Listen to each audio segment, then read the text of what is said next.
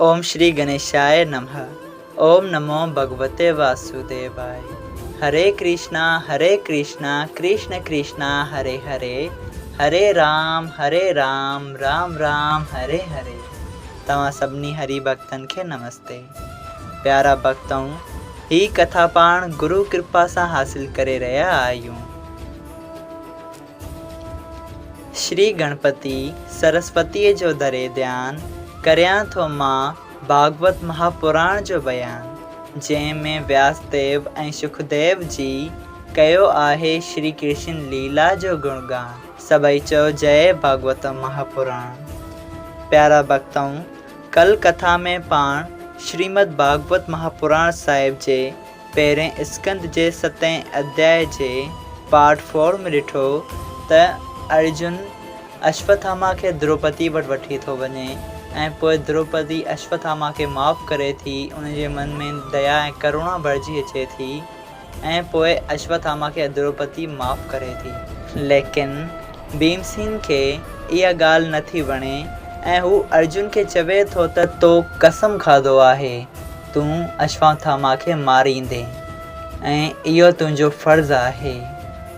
पोइ अर्जुन, भीमसेन, युधिष्ठिर, द्रौपदी ऐं वेदन जी ॻाल्हि रखंदे कृष्ण भॻवान सां सलाह मशवरो करे अश्वत्थामा जे सिर जी मणी कढी थो छॾे ऐं पोइ अश्वत्थामा खे मरण जी हालत में पंहिंजे शेर जी हदूद खां ॿाहिरि थो कढी छॾे। सभई चओ जय श्री कृष्णा।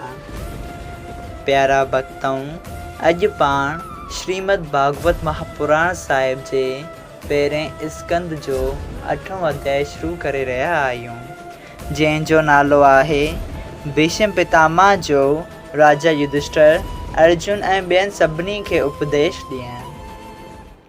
सूत जी चवनि था त ए रखेश्वरों, अश्वत्थामा खे ज़ख़्मी करण बाद राजा युधिष्ठिर श्री कृष्ण भॻवान खां आज्ञा वठी दुर्योधन ऐं ॿियनि सभिनी वीरनि जिन्हनि वीरगतीअ खे प्राप्त कयो उन्हनि जो क्रियाक्रम ऐं अंतिम संस्कार कयो।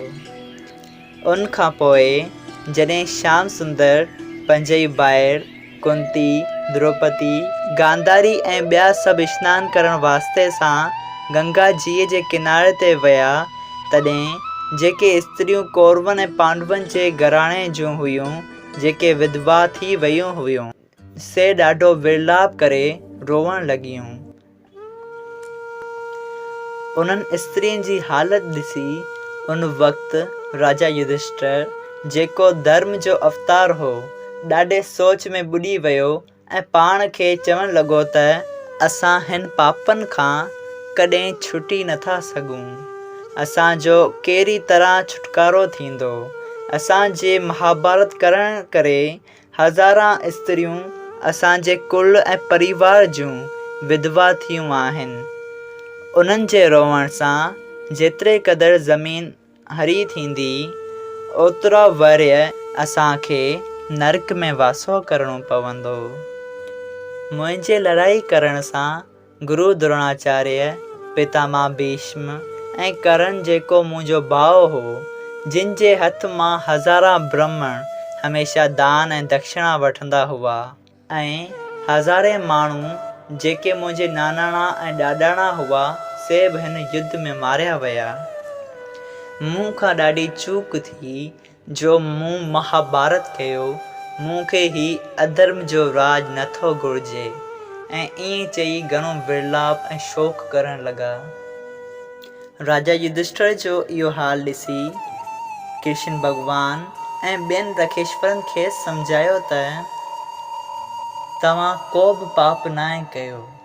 अॻे बि घणा ई राजा ईअं युद्धूं जंगूं करे ॿियनि राजाउनि खे मारींदा आहिनि ऐं उन खां पोइ राज कंदा आहिनि ऐं उहे जंग में थियल पापनि खां मुक्त थियण वास्ते अश्वमेध ऐं राजसू यज्ञ कंदा आहिनि।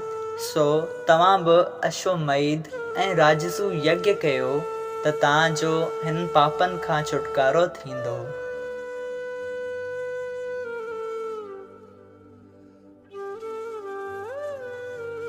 इहा ॻाल्हि ॿुधी राजा युधिष्ठिर श्री कृष्ण भॻवान खे चयो त तव्हां फ़क़ति मुंहिंजे मन खे सम्झाइण वास्ते ही ॻाल्हि था चओ, लेकिन यज्ञ करण सां बि जानवर ऐं ॿियनि जीवन जी मुंहिंजे हथां हचा थींदी। जहिड़ी तरह को बि आदमी किन खे किन सां साफ़ नथो करे सघे, तहिड़ी तरह मुंहिंजे यज्ञ करण सां उन्हनि विधवाइन स्त्रियुनि जी कल्पना नथी लही सघे, उन्हनि जो ॾुख नथो लही सघे, उहे पोइ बि शोक कंदियूं रहंदियूं। तंहिं करे मां राज न कंदसि। आख़िरकार राजा युधिष्ठिर श्री कृष्ण भॻवान जी ॻाल्हि न मञी ऐं कुझु वक़्त खां पोइ हस्तिनापुर जे ब्राह्मणनि श्री कृष्ण भॻवान खे ॿुधायो त राजा युधिष्ठिर कंहिं ॻाल्हि में मन नथो लॻाए, उनजो मन संदसि वस में न आहे, हू सिर्फ़ु इन ॾुख में गुम आहे त मूं एॾी वॾी जंग छो कई। मुंहिंजे जंग करण जी वजह सां घणा ई माण्हू मरी विया, मुंहिंजा ॾाॾा विया, मुंहिंजा अज़ीज़ कुटुंबी सभु हलिया विया। हू मोह में भरिजी पियो आहे, इन करे हुनजो मन कंहिं बि राजकाज जे कम में नथो लॻे। तंहिं करे तव्हां उन जे दिलि खे धीरज ॾियो। श्याम सुंदर चयो, राजा मुंहिंजे सम्झाइण सां बि नथो सम्झे।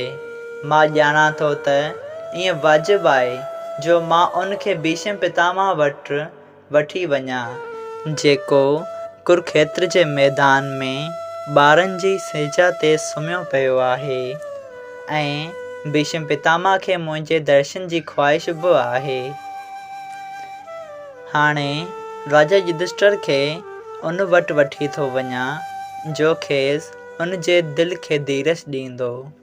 पोइ श्री श्याम सुंदर राजा युधिष्ठिर खे घुराए चयो, ए धर्मराज, तुंहिंजी चिंता अञा ताईं बि न लथी आहे ऐं ब्राह्मण चवनि था त तव्हांखे हिन महापाप जे लहण वास्ते अश्वमेध यज्ञ करणु घुरिजे, लेकिन तव्हांजे मन खे मुंहिंजे सम्झाइण सां बि तसली नथी थिए।